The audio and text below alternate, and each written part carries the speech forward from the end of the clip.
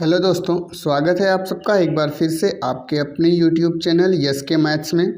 आज इस वीडियो में हम सब समझेंगे घातांक के नियम को, जिसमें दोस्तों पहला नियम है a की पावर m इंटू ए की पावर n, जहाँ पे दोस्तों a को आधार या बेस कहा जाता है और m को घात या फिर पावर कहते हैं। तो दोस्तों अगर इसका पहला नियम है a की पावर m इंटू ए की पावर n, इसका बराबर होता है a की पावर m प्लस n। अगर आधार सेम है तो हम घातों को क्या करते हैं, जोड़ लेते हैं। आइए इसे एक उदाहरण से समझते हैं।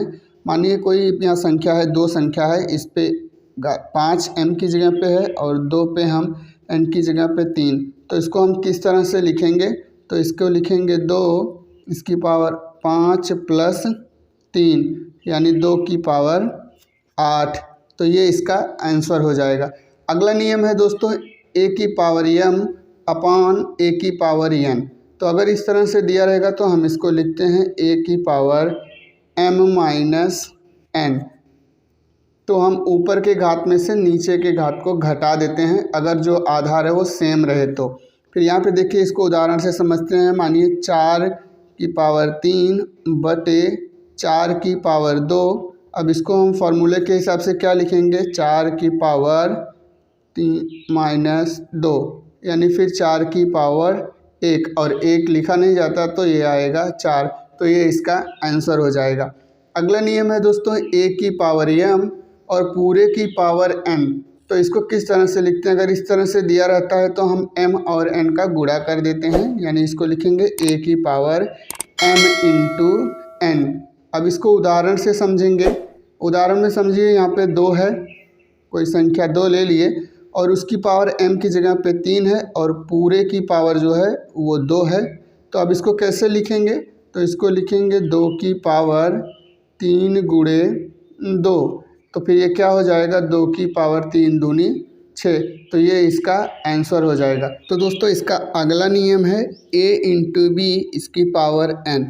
तो यहाँ पे देखिए a और b जो है वो गुणे में है, तो यहाँ पे इसका क्या हो जाएगा, a की पावर n इंटू b की पावर n। इसको एक उदाहरण से समझ लेते हैं।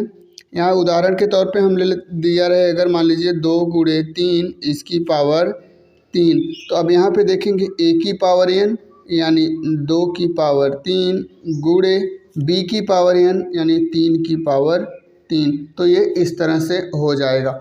अगला नियम है दोस्तों घातांक का कि a बटे b और उसकी पावर n। तो यहाँ पे क्या हो जाएगा, यहाँ पे भी अलग अलग हो जाएगा, a की पावर n बटे b की पावर n। अब इसको उदाहरण से समझेंगे।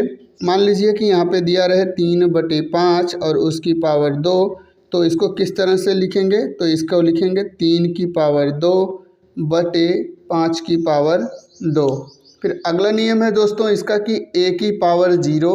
तो उसको क्या लिखेंगे, तो यहाँ पे घातांक का जो छठा नियम है a की पावर 0 बराबर होता है a की पावर 1।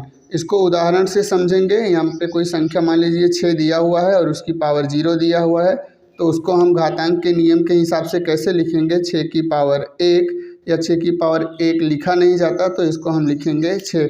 तो ये इसका आंसर हो जाएगा। उम्मीद है दोस्तों वीडियो पसंद आई होगी। वीडियो पसंद आई तो वीडियो को लाइक करें, हमारे यूट्यूब चैनल को सब्सक्राइब करें। मिलते हैं अगले वीडियो में, तब तक के लिए धन्यवाद।